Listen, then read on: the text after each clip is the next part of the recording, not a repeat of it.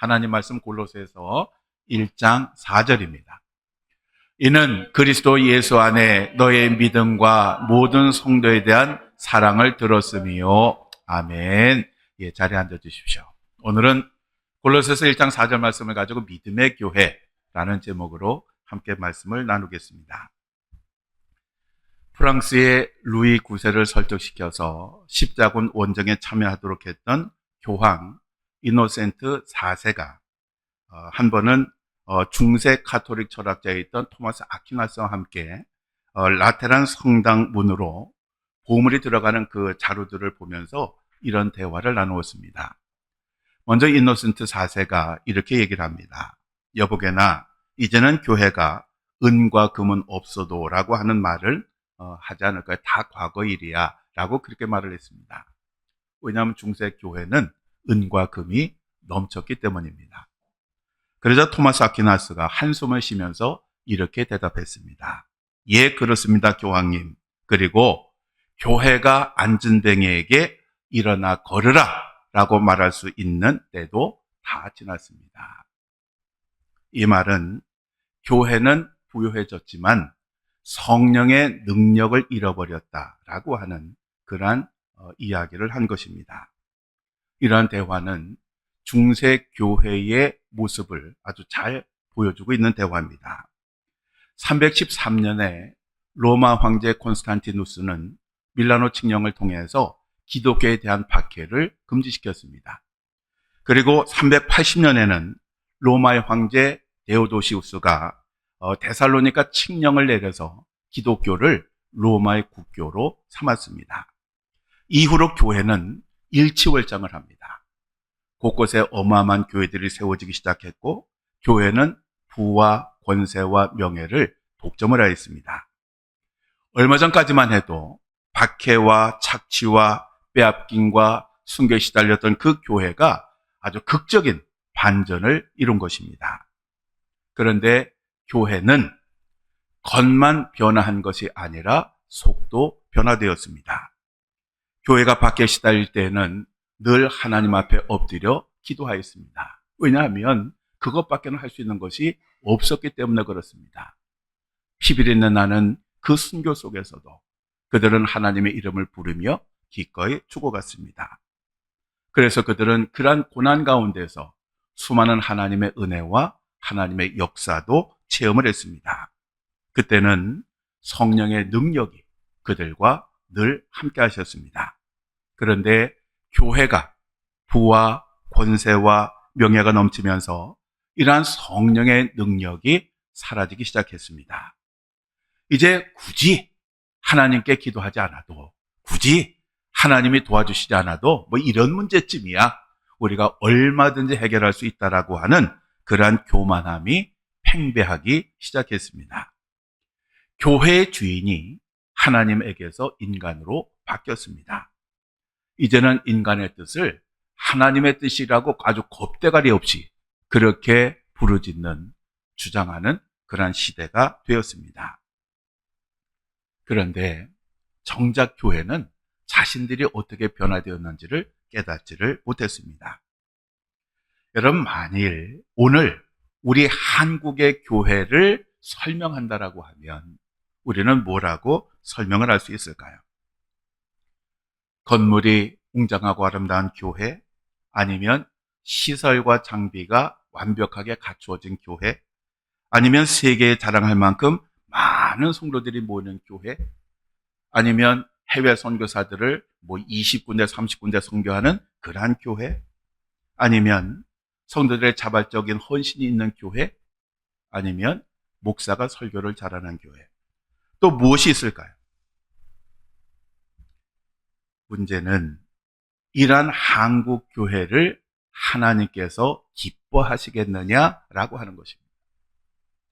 오늘 한국 교회가 교회의 모습을 제대로 가지고 있느냐 하는 것입니다.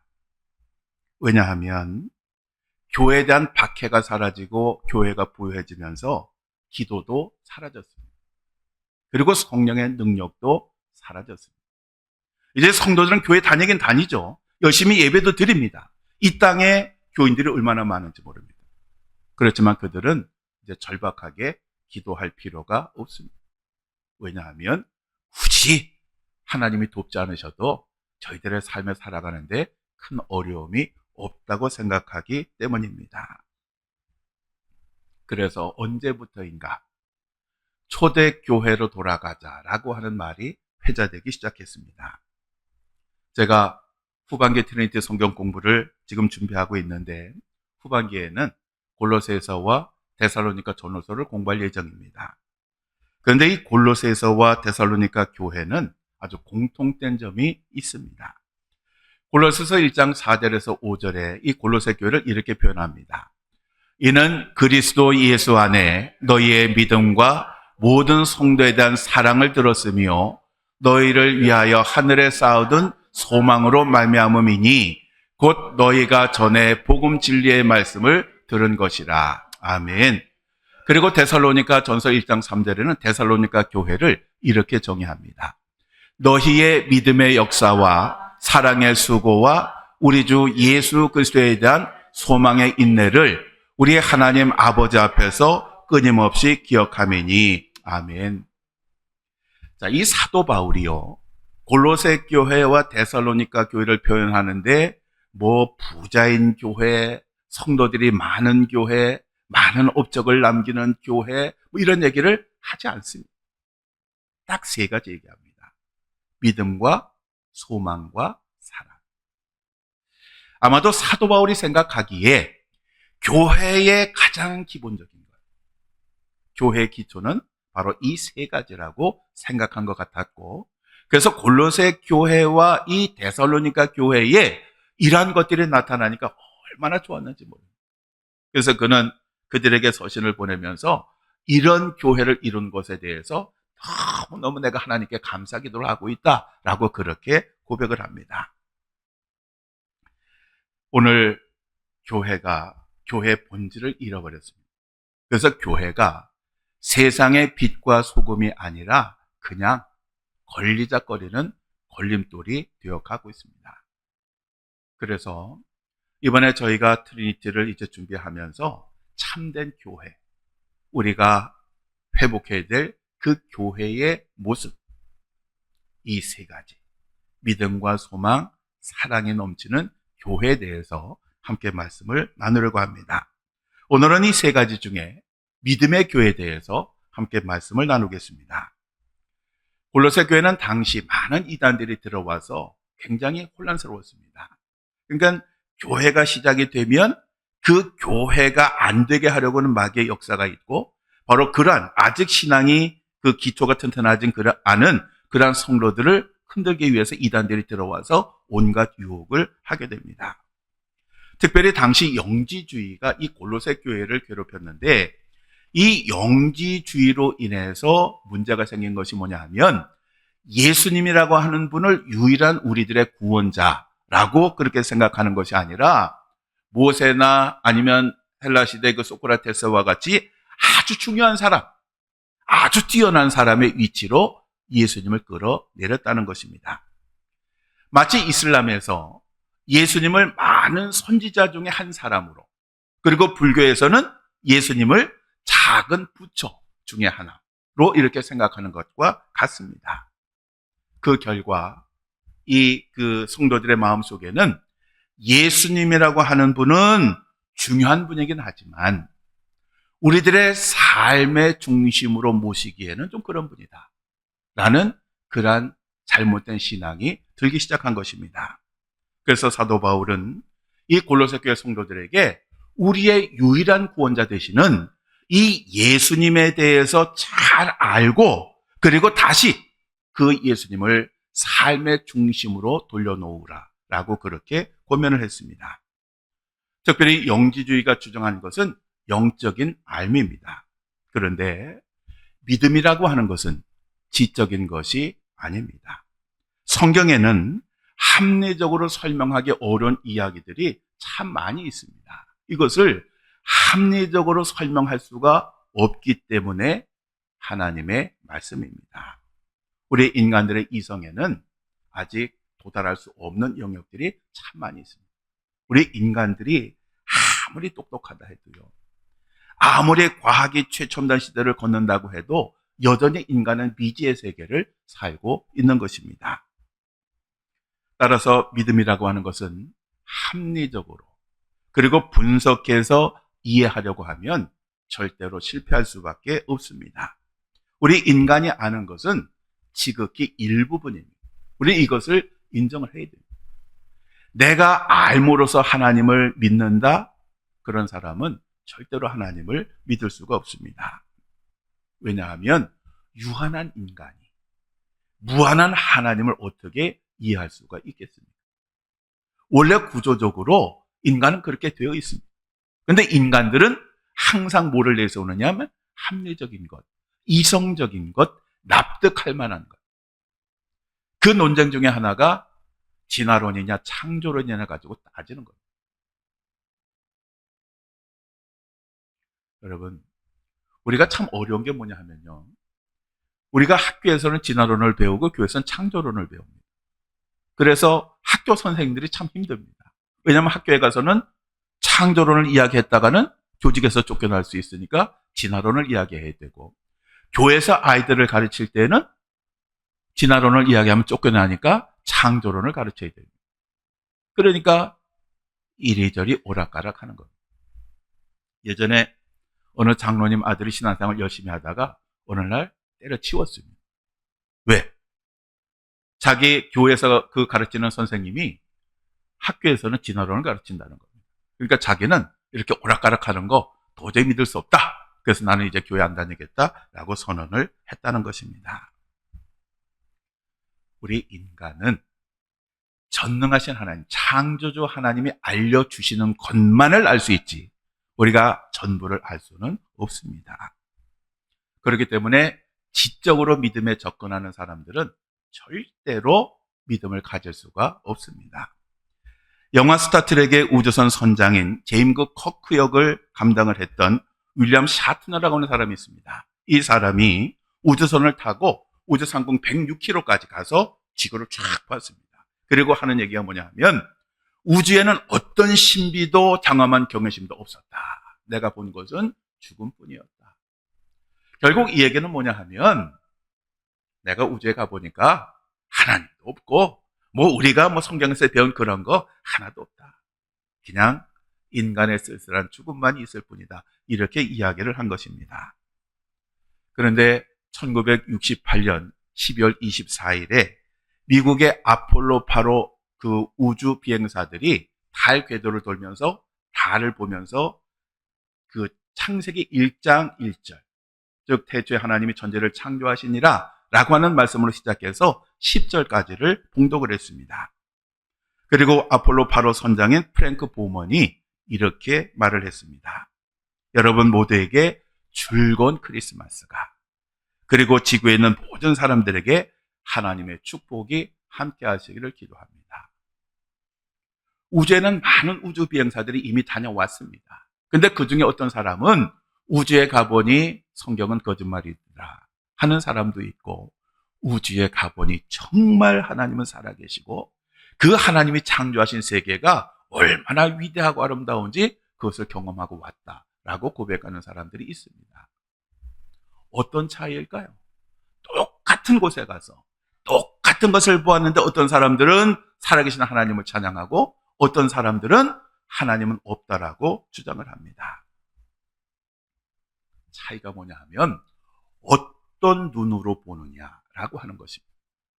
우리가 세상을 사는 동안 어떤 눈으로 모든 것을 보느냐에 따라서 그 결과는 달라지게 되어 있습니다.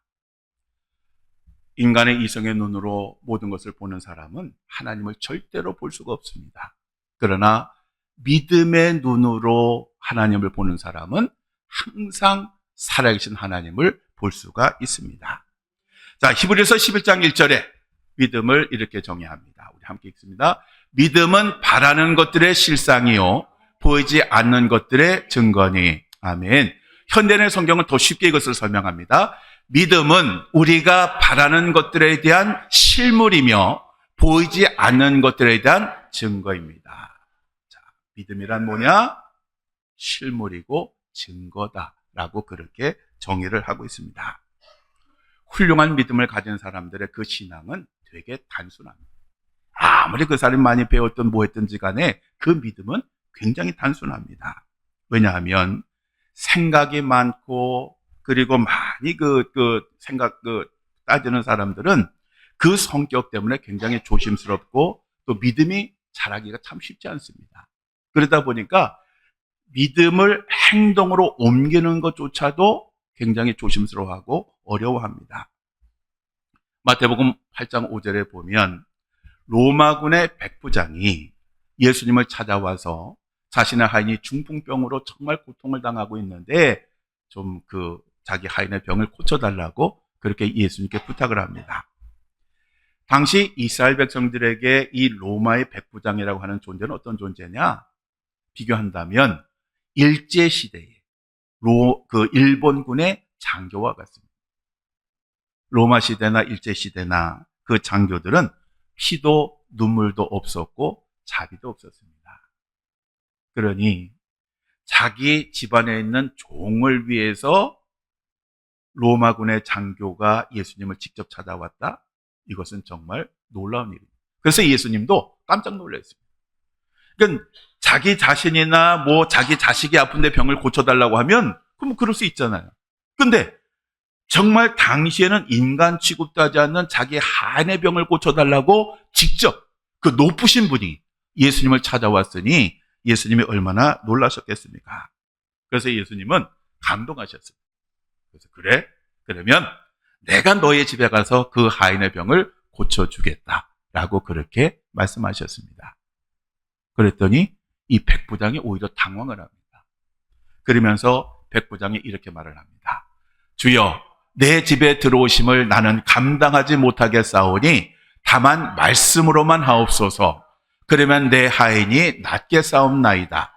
나도 남의 수하에 있는 사람이요 내 아래에도 군사가 있으니 이더러 가라 하면 가고 저더러 오라 하면 오고 내 정도로 이것을 하라 하면 하나이다. 아멘. 예수님이 또 놀란 거예요. 하늘에서 찾아온 것도 이게 놀랍고 감동적인 일인데 이 백부장이 두 가지를 이야기했죠. 하나는 예수님이 오는 걸 감당할 수 없다라고 하는 거예요. 이게 말도 안 되는 이야기거든요. 그래서 예수님이 이거에 또 놀랐어요. 근데 더 한 가지 놀라운 건 뭐냐 하면 로마군이죠. 이스라엘 백성이 아니고. 근데 그 로마군의 장교가 말씀만 하옵소서. 그러면 제 하인이 낫겠나이다. 이게 얼마나 대단합니까? 그래서 예수님께서 그곳에 있는 사람들에게 뭐라고 그러시냐 하면 내가 진실로 너에게 이르노니 이스라엘 중 아무에게서도 이만한 믿음을 보지 못하였노라. 아멘. 이만한 믿음. 얼마나 놀라운 그러한 이야기입니까? 우리가 잘 아는 아브라함은 갈 바를 알지 못함에 갔다라고 그렇게 성경은 증언을 합니다. 이 아브라함은 하나님께서 떠나라 그랬을 때에 하나님 어디로 갈까요? 뭘 준비를 해야 되나요? 묻지 않았습니다. 가라 그랬더니 그냥 갔습니다. 이 아브라함은 정말 단순했습니다. 그래서 하나님께서 어느 날 100세에 얻은 그 아들 이삭을 바치라고 했을 때에 아무것도 묻지도 않고 따지지도 않고 그냥 순종을 했습니다. 아브라함은 왜 이 이삭을 바쳐야 됩니까? 줬다고 뺏는 게 어디 있습니까? 라고 묻지 않았습니다. 또 하나님이 많은 약속을 하셨는데 그 약속을 언제 어떻게 이루어 주시겠느냐고 묻지도 않았습니다. 그냥 하나님 가라 그러니 가고 오라 그러면 오고 바치라 그러면 바치고 있으라 그러면 있었습니다. 그래서 이 아브라함이 믿음의 조상이 된 것입니다. 이 아브라함의 삶을 보면 아브라함도 흠이 있었습니다. 완벽한 사람이 아닙니다. 부끄러운 그런 수치가 있었습니다. 그럼에도 불구하고 이 아브라함이 믿음의 조상이 될 수 있었던 것은 단순한 믿음, 순종 때문이었다라고 하는 것입니다.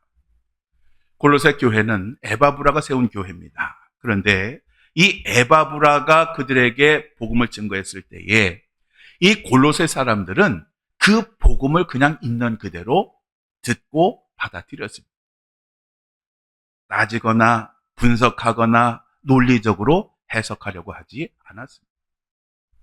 데살로니가 교회도 마찬가지입니다. 이 데살로니가 교회는 사도 바울이 빌립보에서 복음을 전하다가 감옥에 갇히고 아주 되게 맞고 어려움을 당하고 그 고난을 피해서 간 곳이 데살로니카인데 참 얼마나 마음이 힘들었겠습니까? 열심히 복음을 증거하려고 했고 또 그들을 살리려고 했는데 오히려 그런 고난을 당했으니. 그런데 이 사도 바울의 고질병이 하나 있는데 이 사도 바울은 어디를 가든지 복음 전하는 걸 멈추질 않았습니다. 데살로니카에 가서도 복음을 전했는데 놀라운 역사가 나타납니다. 그건 뭐냐 하면 이 복음을 전하는데 사람들이 그 복음을 있는 그대로 받아들이는 것을 느꼈다는 거예요. 이 설교자가 이제 설교를 해보면 이런 느낌을 갖습니다. 그날은 설교가 잘 되는 날이 있습니다. 잘 된다라고 하는 것은 성도들의 그 반응이 좋다는 거예요. 근데 어떤 날은 설교를 죽쓰는 날이 있습니다. 그날은 성도들의 얼굴 표정에 아주 애매모한 그리고 딴짓을 하는 그런 날입니다. 그러니까 사도 바울이 데살로니가에서 복음을 전하는데 너무너무 이게 흡수가 잘 되는 거예요. 그래서 이 사도 바울이 굉장히 감동을 해서 데살로니가전서 3장 7절에서 8절에 이렇게 말을 합니다. 이러므로 형제들아 우리가 모든 궁핍과 환난 가운데에서 너희 믿음으로 말미암아 너희에게 위로를 받았노라. 그러므로 너희가 주 안에 굳게 선즉 우리가 이제는 살리라. 아멘. 낙심할 수도 있고 절망할 수 있는 그런 상황 속에서 가서 복음을 전했는데 그 복음으로 인해서 데살로니가 교회 사람들이 예수님을 믿고 변화되는 그 모습을 보니까 사도 바울의 그 힘겨웠던 그 모든 시간들을 깨끗이 잊게 되었습니다. 새 힘이 솟았습니다. 그래서 이 데살로니가 교회 성도들에게 편지를 보내면서 내가 그때 당신들이 그 온전한 믿음을 갖는 것을 보고 너무너무 힘을 얻었고 감사했습니다. 라고 그렇게 고백을 했던 것입니다. 미국의 개신교단 가운데 제일 큰 교단이 침례교입니다. 남침례교가 1위고 감리교가 2위고 장로교가 3위입니다. 근데 1845년에 미국 조지아의 어거스타 침례교회에 거기에서 남침례교단이 처음으로 이제 그 시작을 하게 됩니다. 그때 이 창립자들의 믿음이 얼마나 좋았는지 모릅니다. 그래서 그때 그 조직을 하면서 이런 구호를 벽에 써붙였습니다. 볼 수 없는 것을 보고 들을 수 없는 것을 듣고 믿을 수 없는 것을 믿고 생각할 수 없는 것을 생각하는 사람들이다. 얼마나 놀라운 칭찬입니다. 그래서 그들의 믿음이 지금은 미국 최대 교단을 이룰 수가 있었다라는 것입니다. 우리는 하나님 앞에서도 지혜로워야 하고 사람들 앞에서도 지혜로워야 합니다. 그런데 하나님 앞에서 지혜롭다라고 하는 것은 논리적이고 합리적이고 분석을 잘하는 것이 아닙니다. 우리들의 창조주가 되시는 하나님은 모든 것을 우리들에게 자세히 설명하지 않으셨습니다. 사람들은 성경의 내용을 가지고 이것이 역사적 진리냐 아니냐를 따르지만 하나님은 그 역사에 대해서 자세히 설명하고자 하는 그러한 목적으로 성경을 주신 것이 아닙니다. 창조주 하나님의 입장에서 보면 피조물에게 굳이 모든 것을 설명할 필요가 전혀 없습니다. 만드셨으면 그것으로 되는 것입니다. 하나님의 말씀에 대해서 2번, 3번 따지고 분석하는 것은 건강한 믿음이 아닙니다. 내게 주시는 하나님의 말씀이 분명하다면 그 말씀이 내 이성으로 이해가 되든 안 되든 그 말씀에 순종하는 것, 바로 이것이 믿음입니다. 우리들은 나의 머리로 이해되지 않고 받아들여지지 않는다라고 해서 순종하지 않는다라고 하면 그것은 믿음이 아닙니다. 설득되는 것이고 단순히 받아들이는 것뿐입니다. 뿐만 아니라 우리들은 하나님께서 우리들에게 말씀하실 때 그 말씀을 가지고 우리들의 형편과 처지를 개선하고 따지는 것은 온전한 믿음이 아닙니다. 왜냐하면 그러한 계산은 모든 것을 맡기시는 하나님이 하시는 것이지 그것을 받는 우리가 하는 것이 아니기 때문에 그렇습니다. 하나님이 다 계산하시고 그것이 옳기 때문에 우리들에게 행하라고 하시는 겁니다. 그러니까 우리가 성경을 읽으면서 또 아니면 우리가 기도하면서 하나님께 우리에게 말씀을 주실 때에 하나님 그거는 좀 곤란한 것 같습니다. 그거는 저보다는 누구누구가 더 잘할 것 같습니다. 차라리 걔한테 맡기면 아주 잘 될 것 같습니다. 저는 좀 요런 것 좀 요거 해주시면 좋겠습니다. 그러면 하나님께서 뭐라고 하실까요? 확 패버릴라 이러지 않을까요?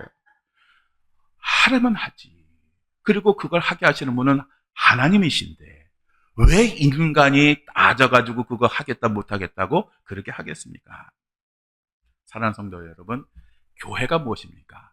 교회는 예수님을 그리스도로 고백하는 사람들의 모임, 바로 이것이 교회입니다. 따라서 믿음이 없는 교회, 이거는 교회가 아닙니다. 오늘의 교회는 잃어버린 믿음을 회복해야 됩니다. 열심히 출석하는 거 중요하지 않습니다. 많이 모이는 거 중요하지 않습니다. 교회 건물이 아름다운 것 중요하지 않습니다.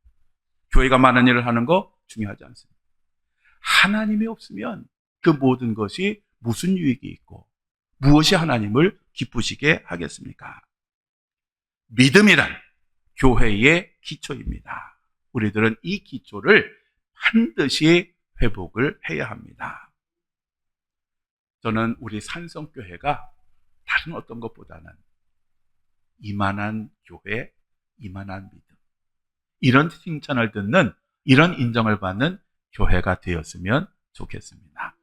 이 교회를 구성하는 여러분 한 분 한 분이 믿음 위에 굳게 서서 하나님을 바라보고 하나님께 기도하고 하나님께 예배하고 그리고 말씀대로 살아나가는 그러한 귀한 성도들이 되시기를, 그래서 하나님의 자랑과 기쁨이 되는 그러한 산성교회를 이루어 가시기를 주님의 이름으로 간절히 축원합니다.